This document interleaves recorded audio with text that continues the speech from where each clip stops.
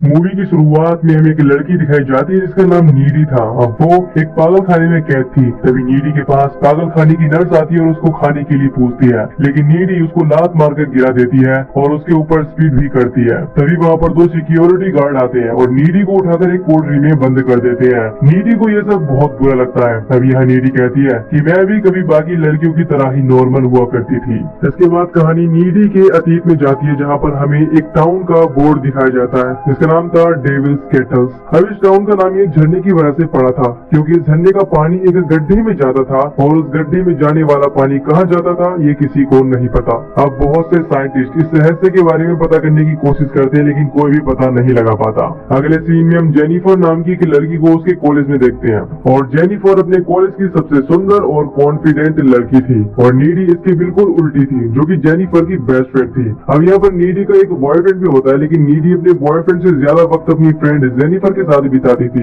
अब एक रात जेनिफर नीडी से नाइट पार्टी में जाने के लिए कहती है और नीडी इस पर हाँ कर देती है और चिप को एज अ बॉयफ्रेंड ये बात बिल्कुल भी अच्छी नहीं लगती। कुछ ही देर बाद दोनों क्लब में आ जाते हैं और क्लब के अंदर वो कुछ लोगों से मिलती है और तभी जेनिफर की मुलाकात एक लड़के से होती है जो एक क्लब में सिंगिंग करता था। इसका नाम निकोलाई था। जेनिफर उससे बात करने लगती है, उससे ड्रिंक के लिए पूछती है। निकोलाई उससे ड्रिंक के लिए हाँ कर देता है और जैसे ही जेनिफर ड्रिंक के लिए जाती कि तभी निकोलाई जेनिफर के बारे में कुछ बातें करता है जो कि नीडी सुन लेती है और नीडी को ये बातें बिल्कुल भी पसंद नहीं आती और वो ये सब जेनिफर को बताती है, लेकिन जेनिफर उसकी बातों पर बिल्कुल भी ध्यान नहीं देती और जेनिफर उसका बैंड परफॉर्मेंस देखने के लिए चली जाती है। अब परफॉर्मेंस शुरू होने के कुछ टाइम बाद ही क्लब में आग लग जाती है, जिससे भगदड़ मच जाती है और सभी लोग वहाँ पे भागने लगते हैं। नीडी और जेनिफर भी वॉशरूम की खिड़की तोड़कर वहाँ से बाहर निकल आते हैं और देखते हैं कि क्लब पूरी तरह से आग में झुलस रहा है और लोग चीख रहे हैं। इस घटना में बहुत से लोग मारे जाते हैं। यहाँ पर इन्हें निकोलाई मिलता है जो कि जेनिफर को अपने साथ चलने के लिए बोलता है, लेकिन नीडी इस सब के लिए जेनिफर से मना करती है और जेनिफर जाने के लिए हाँ कर देती है। अब जेनिफर निकोलाई के साथ जाने लगती है और नीडी को ये बात बिल्कुल भी अच्छी नहीं लगती कि वो कुछ स्ट्रेंज बैंड क्लब के मेंबर के साथ जा रही है। नीडी को निकोलाई पर बिल्कुल भी भरोसा नहीं था। अब नीडी घबराकर चिप को फोन करती है और उसे सारी बातें बता देती है। वो घबराई हुई थी कि कहीं जेनिफर के साथ कुछ हो न जाए। तभी उसके दरवाजे पर कोई बेल दबाता है और नीडी नीचे जाकर दरवाजा खोलकर देखने लगती है, लेकिन वहाँ पर कोई नहीं था। इसके बाद वो दरवाजा बंद करके ऊपर जाने लगती है कि तभी उसको घर के अंदर से आवाज आने लगती है। वो अंदर जाकर देखती है और उसे यहाँ जेनिफर दिखाई देती है जो कि खून से सनी हुई थी। जेनिफर नीडी को यहाँ पर एक डरावनी और स्ट्रेंज स्माइल देती है और फिर फ्रिज के अंदर जाकर कच्चा ही मांस खाने लगती है। इसके बाद वो जानवरों की आवाज में चीखने लगती है। अब जेनिफर अपने मुंह के अंदर से एक काला सब्सटेंस निकालती है और वहाँ से चली जाती है। अगली सुबह हम देखते हैं कि नीडी बैठकर जेनिफर के बारे में ही सोच रही थी कि तभी वहाँ पर जेनिफर आती है जो कि पूरी तरह से नॉर्मल लग रही थी। अब नीडी उससे रात की बातों पर बहस करने लगती है कि तभी प्रोफेसर क्लास में आते हैं और पिछली रात मरे हुए लोगों के बारे में बातें करने लगते हैं और जेनिफर ये सब कुछ सुनकर हंसने लगती है और नीडी को ये सब बहुत अजीब लगता है। नीडी जेनिफर की अजीब हरकतों के बारे में चिप को बताती है। तभी हम ये देखते हैं कि स्कूल की फुटबॉल टीम का कैप्टन जोनस ग्राउंड में खड़ा हुआ था जो कि अपने दोस्तों की मौत से बहुत ज्यादा दुखी था। तभी जेनिफर उसके पास आती है और अपनी बातों में फंसाकर उसको जंगल में ले जाती है और जंगल में जाकर जेनिफर जोनस के साथ इंटीमेट होने लगती है और जंगल के बहुत सारे जानवर आकर उनको देखने लगते हैं। जोनस को ये सब थोड़ा सा अजीब लग रहा था और तभी जेनिफर का मुंह किसी जानवर की तरह खुल जाता है और वो जोनस को मार डालती है। अब जोनस की चीख सुनकर प्रोफेसर वहाँ पर आती है और जोनस की लाश को देखकर डर जाती है, जिसके बाद वो पुलिस को इन्फॉर्म करते हैं। अब रात के वक्त नीडी और जेनिफर फोन पर बातें कर रहे होती है और नीडी जेनिफर से कहती है कि मैं टाउन में हो रही इन चीजों से बहुत परेशान हूँ, लेकिन जेनिफर को इस सबसे कुछ भी फर्क नहीं पड़ता। यहाँ जेनिफर एक लाइटर जलाकर अपनी जीभ पर भी लगाती है, लेकिन जेनिफर को कुछ नहीं होता, जिससे हम समझ पाते हैं कि जेनिफर के साथ कुछ तो बुरा हुआ है। अगले दिन कॉलेज में सभी लोग जोनस को श्रद्धांजलि देते हैं। तभी क्लास में प्रोफेसर आकर ये बताते हैं कि लो शोल्डर बैंड का सॉन्ग इतना फेमस हो गया कि स्टूडेंट्स उसे एंथम के तौर पर गाने लगे हैं और बैंड अपनी कमाई का 3% हिस्सा मरने वालों की फैमिली को देने वाला है। जिस पर नीडी ये बोलती है कि बाकी का 97% प्रॉफिट कहाँ जाएगा, वो भी उन्हें डोनेट कर देना चाहिए। अब क्लास के बाहर कॉलिन नाम का एक स्टूडेंट जेनिफर को डेट के लिए पूछता है, लेकिन जेनिफर कॉलिन को एक ऐसी जगह का एड्रेस बताकर चली जाती है जहाँ का कंस्ट्रक्शन काम अभी भी चल रहा था। अब जब रात में कॉलिन बिल्डिंग में पहुंचता है तो वो देखता है कि वहाँ काफी अंधेरा था, लेकिन वो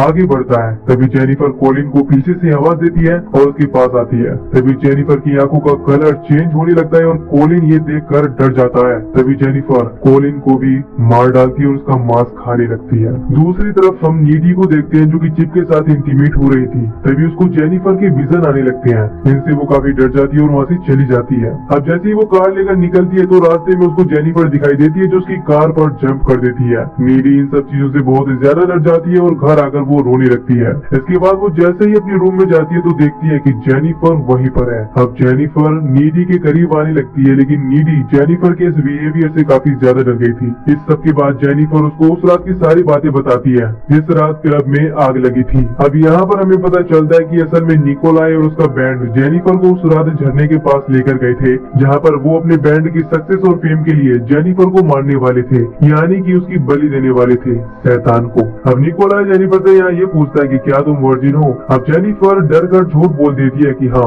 वो भी वर्जिन है। इसके बाद निकोलाई जेनिफर को चाकू से स्टैब करके मार डालता है और अपना रिचुअल कंप्लीट कर देता है। पर जेनिफर के वर्जिन न होने की वजह से वो फिर से जिंदा हो जाती है और अब डेविल ने उसकी बॉडी पर कब्जा कर लिया था और उसके अंदर इविल पावर्स भी आ चुकी थी। अब असल में निकोलाई का ये रिचुअल पूरा तो हो गया था जिस वजह से कामयाबी और शोहरत इनके कदम चूमने वाली थी, लेकिन रिचुअल में सिर्फ एक ही गलती थी कि जेनिफर वर्जिन नहीं थी, इसीलिए उसके मरने के बजाय उसमें इविल पावर्स आ गई थी।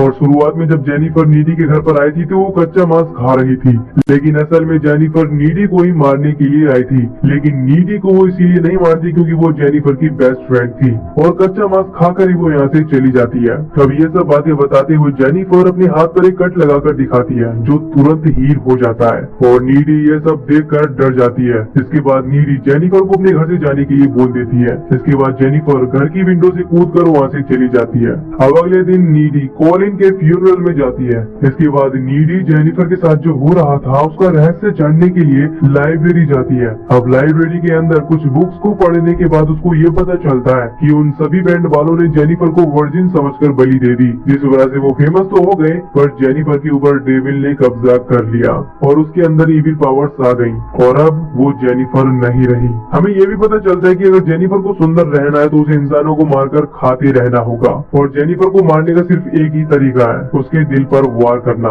अब नीडी को चिप की चिंता होने लगती है कि कहीं चिप जेनिफर का शिकार न हो जाए। अब नीडी ये सब चीजें चिप को बताती है लेकिन चिप इन सब बातों पर यकीन नहीं करता और वहाँ से चला जाता है। अब सभी लोग स्कूल की डांस पार्टी के लिए तैयार हो रहे थे।